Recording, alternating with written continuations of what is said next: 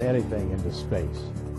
Well, it turns out sending spacecraft into space has a major impact on your life and in ways you may not have realized.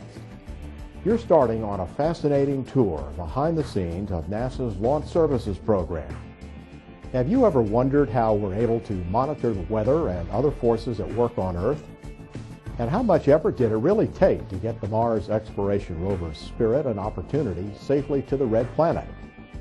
These science and Earth-exploring missions all begin the same way, as a carefully designed and built spacecraft attached to a rocket and launched into space from one of NASA's 2 launch sites. None of this happens overnight. Every mission is a product of years of challenging work. Every spacecraft must be designed, developed, built, tested, and prepared for launch. This work takes place at universities and NASA centers all over the country. So how do these engineering marvels get to the launch site? And once they get there, who puts on the finishing touches to prepare the spacecraft for flight? Well, spacecraft are shipped either fully put together or in sections. They arrive by truck or by airplane to the Kennedy Space Center in Florida or Vandenberg Air Force Base in California. Once there, the spacecraft heads to a processing facility where engineers get them ready for launch.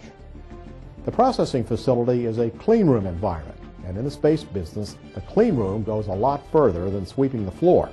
In fact, everyone working on the spacecraft in the clean room has to put on a special suit, affectionately known as a bunny suit, over their own clothing. They have to tape their jewelry to their skin to keep it from getting loose in the work area, cover their facial hair, and tie a string around their glasses so they don't accidentally come off.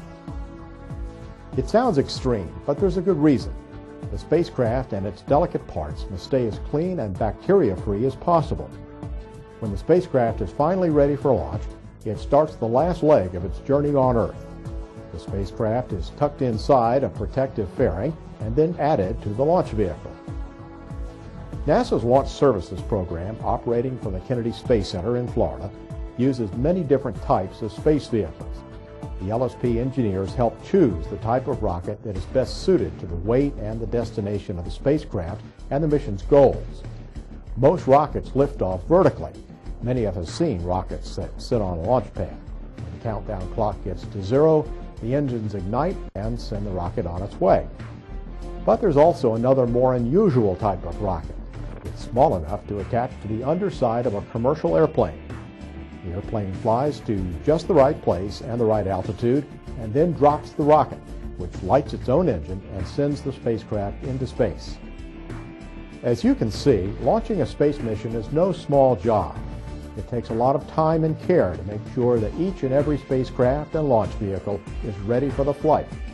But these missions help us live safer and healthier lives, and that makes everything worth it.